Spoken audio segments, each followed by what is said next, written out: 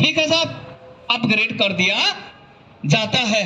आपको भी अपग्रेड कर रहा कोई पूछने वाला नहीं, ना कोई लेटर डालने वाला, ना कोई भारत सरकार से सवाल पूछने वाला। हाँ जी साहब, रोटी खाई पीटी होगी, उसके बाद कहते बिल्चा पकड़ो वर्किंग चले जाता हूँ। आधे तो फॉर्मेशनों में कामों पे लगे, 60% लोग एडम ड्यूटियों पे घट गए सभी कामों में, बचे 40% उसी में आप छुट्टी जा रहे हो, उसी में ट्रेनिंग कर रहे हो। इसीलिए तो स्ट्रेस है, जितने भी स्ट्रेस और जितनी आप घटनाएं सुन रहे हैं, सारी घटनाओं का एक ही मंत्र है आयुर्वेदिक इलाज कि miss use of man power and equipment. हाँ या ना? यदि मिस यूज नहीं हो रहा होता तो उसे समय और रिलैक्सेशन जरूर मिलता, छुट्टी जाने से लेकर रेस्ट तक, फिर लड़ाइयाँ नहीं होती, चाहे आपस में हो चाहे इंटर रैंक हो। क्लियर है नहीं है?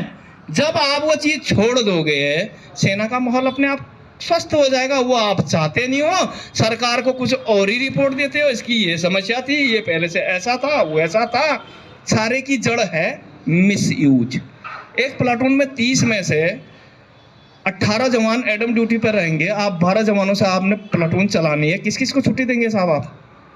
कल सुबह पीटी में कौन जाएगा? ट्रेनिंग कौन करेगा? आपकी बाधा है या नहीं? फिर लड़ाई उसकी उनसे थोड़ी होगी जिसने सिस्टम बिगाड़ रखा है। फाइट किससे होगी? आपस में होगी। सूबेदार साहब ये तो चमचा है सूबेदार मेजर बनने के चक्कर में, ये कहाँ छुट्टी देगा? ये खुद ही नहीं जाता, और वो जाना कहाँ से? वो भी तो एक ही है, उसका कौन से रिप्लेस हो रहा मेरे भाई, है ना? नहीं समझे?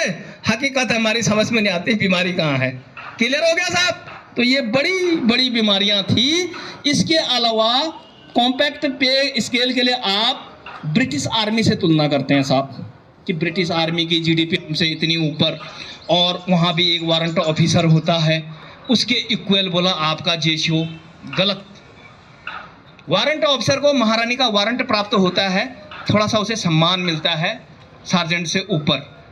यदि मैं उसके बराबर हूं तो आप कसीदे क्यों पढ़ रहे हैं कि मुझे आज़ादी के 75 साल हो गए, आज भी आप महारानी के गुलाम नहीं है? सिस्टम तो वही कर रहे हैं आप। सांप सूंघ गया ताली नहीं बजाओगे, आज़ाद नहीं हो। हाँ या ना?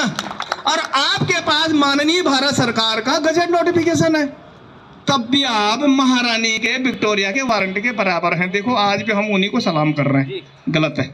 हाँ या ना? दूसरा, हर 5 साल में वहाँ मिलिट्री रिफॉर्म होती है, डीएसआर चेंज होती है नए जमाने के साथ। 1857 में जो सोचना समझना और जो माहौल था, उसी को आप 2023 के सिपाही को लाद रहे हैं, तो लड़ाई नहीं होगी, माहौल खराब नहीं होगा। हर 5 साल में उसको रिव्यू किया जाता है, और 4 साल नौकरी करता है जवान। कितना? 4 साल। 3 साल पहला बॉन्ड, 3 साल में उसको लिख के देना पड़ेगा कि चौथे साल में चले जाऊंगा। यदि वो 18 से कम भर्ती है तो 6 साल करेगा, फिर 12। इस प्रकार से 55 साल नौकरी है। क्या हमारी 55 साल नौकरी है? नहीं है। एक ही रैंक में 6 साल रहने पर कारण पूछा जाता, भाई रोटी क्यों फाड़ रहा? फर्स्ट क्लास कि मैं लेफ्टिनेंट कर्नल ही रहूंगा, 25 तक का ऑटोमेटिक कर्नल बनूंगा, 13 से लेकर 60 लग जाएगी, first class kick out from service special. इसका मतलब आप परफॉर्मेंस नहीं देना चाहते, आउट कर देंगे। ये है ब्रिटिश रूल। तो किस आधार पर कॉम्प्रोमाइज कर रहे हैं आप, जब हम उनके जैसे हैं ही नहीं? हाँ या ना? हाँ, ये जरूरी है कि उनका लेफ्टिनेंट कर्नल तुम्हारे कर्नल के बराबर पे लेता है, तुमको वो खलती है यूएन जाके। बराबरी नहीं हुई साहब, तो हमारे को बराबरी से नीचे क्यों ला रहे हो भाई? हमारी भी तो कोई बराबरी बनती है। ऐसे ब्रिटिश रूलों का सैंड हल्ट में ट्रेनिंग करते हैं, रॉयल मिलिट्री एकेडमी और अदर एकेडमी। हमको ये भी पता है किस प्रकार से 12 साल में सार्जेंट बन जाता है, और 18 में वारंट ऑफिसर, और 18 से 22 का अलग। इसके अलावा जब हौलदार जी को अपग्रेड करने की बात आई कि आपका एसएओ 4600 का ग्रेड पर है, और सीनियर क्राफ्ट्समैन आपका 4200 का ग्रेड पर है, हौलदार 28 क्यों रहेगा साहब? ये तो धांधली हो गई, गलत हो गया। तो आप जवाब में क्या देते हैं? बोला उनको अपग्रेड एक तो पहले कर लिया गया था, दूसरा पेंशन जाने से पहले वो पेंशन स्कीम के तरह सब्सक्रिप्शन करता जैसे आप ईसीएस का करते हैं। बोला आपको बिना सब्सक्रिप्शन दिए ही हम क्या दे रहे हैं? पेंशन दे रहे हैं, इसलिए भैया वहीं रहे जहाँ है। एक चीज़ और दी बोला तुमको, मिलिट्री सर्विस पे भी तो दे रहे हैं बोला तुमको, तो फिर उनसे बराबरी क्यों कर रहे हो आप? जहाँ हो वहाँ ठीक है, 2000 जोड़ लो बोला, उतना ही होता। क्लियर हो गया?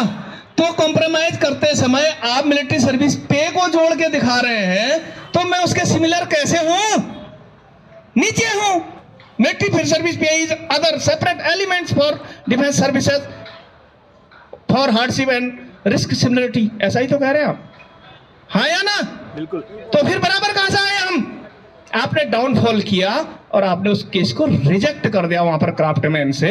अब आती है एजुकेशन की बात, ये नंबर है डाउनफॉल ऑफ ग्रेडिंग, ये नंबर है आपने देखा। और यूएसए यूके का जो आप उदाहरण देते हैं कि उनकी जीडीपी 54.63 है, यूके की 39 पॉइंट है और इंडिया की बोला 5.83 थी, बोला इक्वलिटी दे रहे हैं। यहाँ पर भी आप झूठ बोल रहे हो, हर चीज़ की इक्वलिटी करो ना। फिर ये है वो स्किल, हेलो, स्किल असिस्टेंट 1900 का ग्रेड, सेमी स्किल बोला 2000, सिपाही इन दोनों के बीच है बोला 24 भी नहीं है, फुल स्किल हाईली स्किल भी नहीं हुआ और ट्रेनिंग करने के बावजूद भी ये हालत है साहब। मास्टर क्राफ्ट्समैन का 4200 दे रखा वो मैंने। अब नायब सूबेदार का उनने क्या कहा, बोला नायब सूबेदार assistant section officer non gazetted equivalent कहते थे आप, एक तो उनने गजेटेड बोला ही नहीं, गजेटेड करके तो लिखा ही नहीं है, सिर्फ ये बोला कि असिस्टेंट के बराबर पर था, असिस्टेंट 4600 पे चला गया और वो डाउनफॉल होके 4200 पे कैसे आया, उसके बराबर पर तो होना ही चाहिए। आप उसका भी सेम उदाहरण देते हैं, एक तो बोला 2006 से पहले ही हो गया था पे कमीशन, बोला उससे बाद में आया। दूसरा, ये लोग सब्सक्रिप्शन करते हैं, क्या करते हैं, पेंशन जाने के लिए, इसलिए बोला नायब सूबेदार का कोई ऐसा फॉर्मेट पे कमीशन को ना मिला कि वो उसे अपग्रेड करता। सिर्फ इतना बताना था, इसका सर्विस नंबर ये था 4073-253 और इसका सर्विस नंबर है JC 531418 और ये महारानी का वारंट नहीं है, ये भारत सरकार के राष्ट्रपति का गजेटेड है। जो लोवेस्ट लेवल 4800 है ये वहाँ जाना चाहिए, ख़त्म बात, जो इसमें आपने कहा ही नहीं है। क्लियर हो गया? तो आपको नहीं मिला। एजुकेशन का मैंने आपको बता दिया, सारी चीज़ें मैंने आपको बता दी। अंत में बोला इस सब बातों को देखते हुए एक बेहतर कॉम्पैक्ट पे स्केल आपको दे दिया जाता है, जिसके कारण आज आप भी परेशान हैं। उसमें अब आते कंक्लूजन की हाउ इज OROP। OROP देखती है बेस ईयर, क्या देखती है? 2018 के बेस ईयर में जो हौलदार जी सबसे ज़्यादा पर पेंशन आया होगा और जो हौलदार जी सबसे कम पर आया होगा, दोनों को जोड़ के बट्टा 2 करके जो एक मध्यमान निकलता है, उसको देखते हुए वो बाकियों को क्या करते हैं, बराबर करते हैं। अब 6th पे कमीशन से 7th पे कमीशन में आप बोलते हैं कि 14.29% आपकी तनख्वाह बढ़ी, तो पेंशन बढ़ी क्यों नहीं? 2014 का सूबेदार 2016 वाले से ऊपर क्यों है? इसका मतलब आप हमें घटते क्रम में लाए हैं, हमारे इंक्रीजमेंट लग ही नहीं पाए, हर जगह प्रमोशन बराबर नहीं होती है। आपने 24 इंक्रीजमेंट के आधार पर मिनिमम मैक्सिमम कहीं पर भी सेट फॉर्मूला नहीं है कि maximum formula minimum formula pension formula क्या है। जब तक आप पेंशन फॉर्मूला नहीं बनाओगे तो किसी को भी अपने सही लेवल का पेंशन नहीं मिलेगा, कोई नीचे जाएगा, कोई ऊपर आएगा। आपको कोई उनका है 22 इंक्रीजमेंट, आपका कुछ नहीं है। और क्या छूटा था?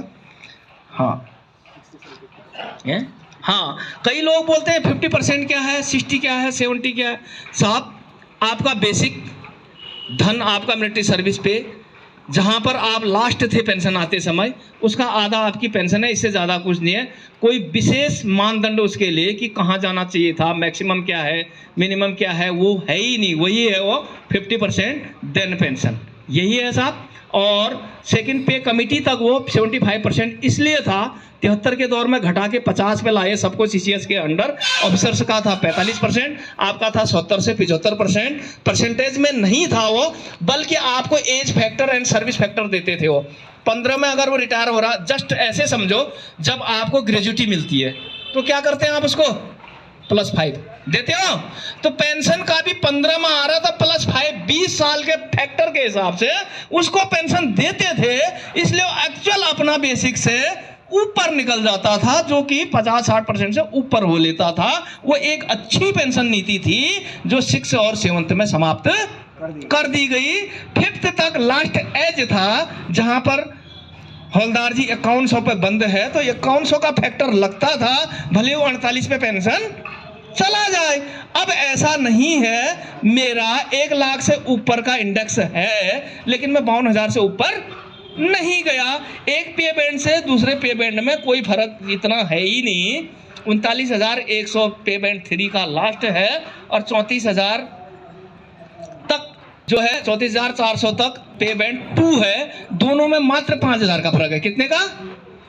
तो क्या यदि मैं लास्ट बेसिक पे जाता तो एक ऑफिसर और मेरे वेतन अब्लिक पेंशन में 5,000 का फर्क होता ना, 5 का आधा 2.5, तो एक लेफ्टिनेंट कर्नल और हमारे उसमें तो 2,500 गुणा उतना, बहुत कम अंतर आता, विसंगति नहीं आती ना, से लेकर रिलेटेड पेंशन तक। तो हमें वहां जाने में 13,000 पार नहीं कर पाया 26 साल नौकरी में, तब तक 7th पे कमीशन हो गई और 34,000 का पे बैंड है मेरा। उसमें ग्रेड भी जोड़ लो तब भी तो मैं 18,000 ही पकड़ पाया आधे पे। तो ऐसा जो रनिंग टूल आपने, जिसको आप एसीपी बोल रहे हैं ना, मैकेनिज्म, बिना मैकेनिज्म के आईडी नहीं फटती ना।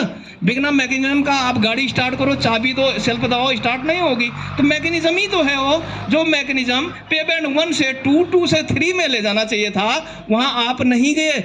जब 4800 पर आप स्टार्ट होते, और हाँ क्लियर है साहब, तो आपका अगला 5400 होता, 5400 के बाद आप 6100 के ग्रेड पर जाते हैं, जिसको ऑर्डिनरी मिलती है वो 66 के ग्रेड पर आता। और आज मेजर साहब की जो पेंशन होनी चाहिए वो ऑर्डिनरी कैप्टन की होती। सीधी बात, आपको तो डाउनफॉल किया गया। अब कई लोगों का प्रश्न ये है कि 2.57 और 2.81 क्या है। देखो साहब, उस टाइम पर डीए था 125%। कितना? 125% को डीए मर्ज कर करके प्लस गवर्नमेंट जब भी देती, जैसे 6 पे कमीशन में 40% दिया ना वेतन का बढ़ा के, तो इसमें 2.25 प्लस आपका 125 डीए निकाल के उसका औसतन निकलता था 14.29। कितना? 14.29। तो हर जवान का बोला 6 से ऊपर 14.29 पेमेंट बढ़ा करके लेवल निकाल दिए जाएंगे। और चारों पे बैंडों का मैंने फर्स्ट में पढ़ा, शायद आप ध्यान नहीं देते, कि concept of 7th CPC, first में दोबारा उस पारा को पढ़ना पड़ेगा। की डिमांड्स में grade pay, then uniform fitment factor. ठीक है साहब, इसलिए एक ग्रेड से दूसरे ग्रेडों के बीच अंतर है। फिटमेंट फैक्टर का भी अगर एक ऐसा यूनिफॉर्म स्केल नहीं निकाला गया तो ये अंतर बहुत ज्यादा बढ़ जाएगा।